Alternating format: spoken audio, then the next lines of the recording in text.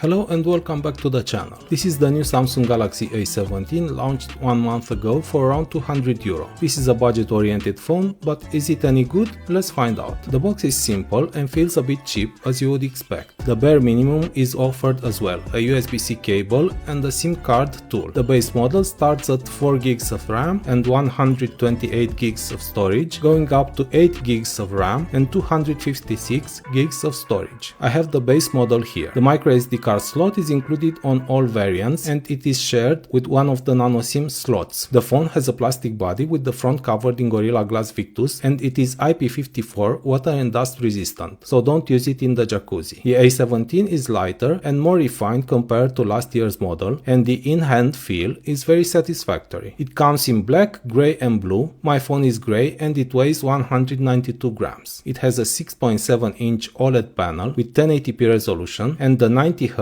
refresh rate. The display looks sharp with good contrast, but you would notice it is an older generation of OLED. There is no HDR video support either. Brightness is rated at 800 nits, which is acceptable for most use cases. In terms of biometrics, the phone has a side-mounted fingerprint scanner embedded into the power button. It is accurate but slow to respond due to the chip inside. It reminds me a bit of the Sony Xperia 10 Mark V, which was also underpowered. The phone is equipped with a loud mono speaker that will not blow your mind. Check it out.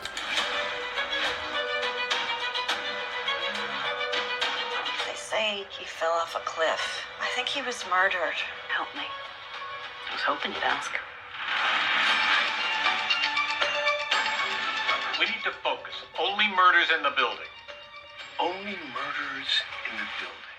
Now let's talk about the processor. The A17 is equipped with the Exynos 1330, the same as last year's model. To be honest, I am a bit disappointed that Samsung did not upgrade the processor this time around, as it feels laggy and stuttery. But hey, it is what it is. The benchmark scores are not topping any charts, but the stability in the CPU throttle test is decent. During gameplay, the back of the phone warms up a bit, but nothing crazy. It ships with One UI 7 based on Android 15, and Samsung promises 7 major OS upgrades for the A17, which is great on paper, though I doubt this chip will perform well in 5 to 7 years from now. At least Circle to Search is included and works well. The phone has a 5000 mAh battery and the battery life is good. The standby power consumption is 2 to 3% overnight from 10 PM to 7 AM. I performed my standard battery drain test and here are the results. You can easily get more than 2 days of moderate use. The maximum charging capacity is 25